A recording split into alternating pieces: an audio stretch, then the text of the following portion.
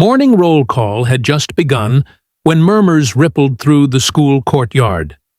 It was the first day everyone saw the new teacher. A calm, soft-spoken black man walking beside the principal. Students watched him with curiosity, confusion, and quiet judgment. But within seconds, everything changed.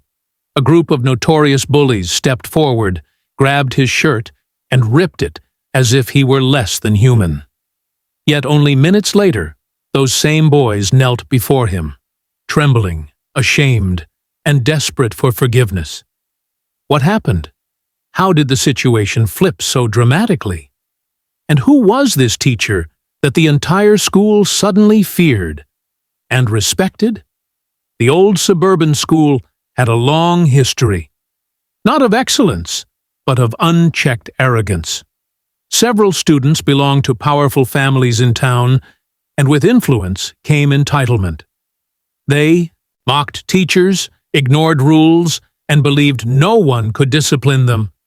New teachers especially became their easy targets. Rumors spread quickly. A new teacher was joining, and he was black. That single detail was enough for some students to judge him instantly. They didn't ask about his qualifications, experience, or background. His skin color was all the justification they needed to place him beneath them. On his first morning, the new teacher walked through the school gates quietly, carrying nothing but a folder and an air of humility. Some students exchanged mocking smiles, others stared with silent disdain. A few whispered comments under their breath, certain that this soft-spoken teacher wouldn't survive long here. During roll call, he stood with a gentle stillness. He avoided conflict, avoided confrontation, simply wanting to start his first day peacefully. But trouble rarely needs permission. It only needs opportunity. 3 notorious boys, Rick, Jordan, and Matthew, watched him with growing excitement. They were used to humiliating teachers for fun, and today, they wanted to make a statement. They wanted to show the school that no matter who came, they remained untouchable. As the teacher read names from his list, unaware of the hostile intentions brewing behind him, the courtyard felt like a stage waiting for disaster. And it arrived, swift, cruel, and completely unnecessary. None of the students watching realized that the next 20 minutes would become the most unforgettable moment in the school's history. Roll call continued as the teacher calmly read out names. Students remained unusually silent, not out of respect, but anticipation. Rick walked forward and deliberately bumped the teacher's shoulder hard.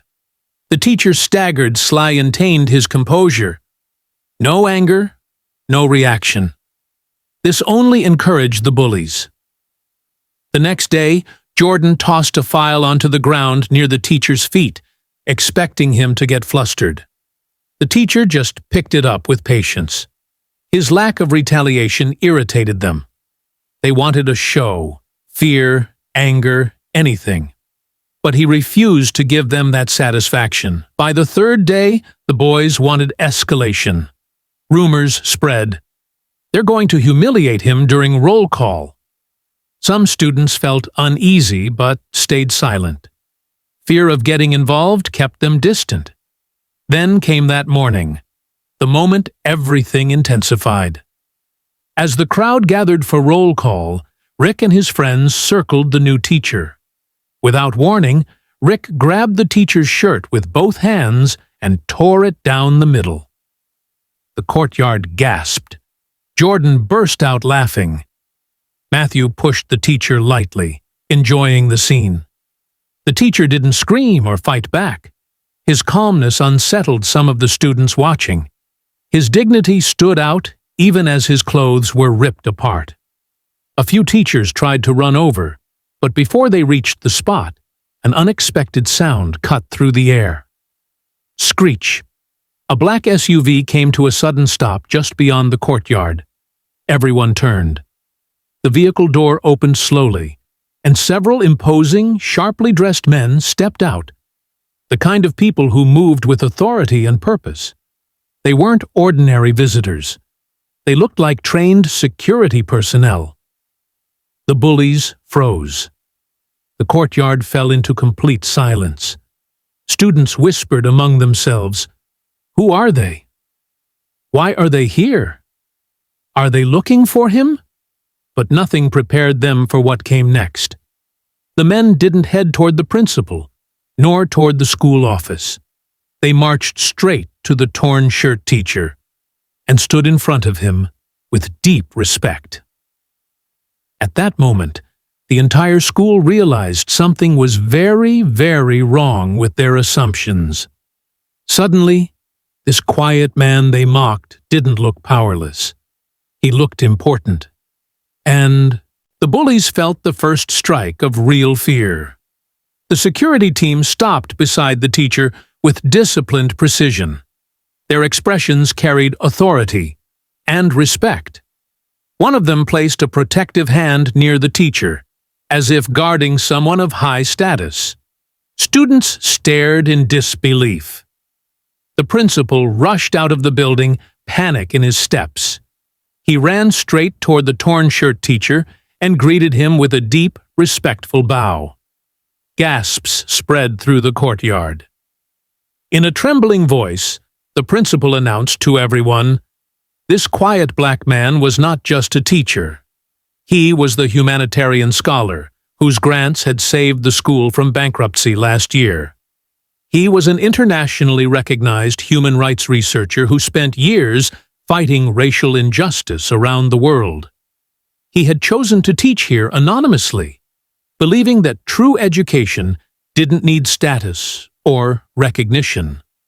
The courtyard erupted in whispers of disbelief. Students stared at him, the man whose shirt they tore, and suddenly realized they had humiliated someone far greater than they ever imagined.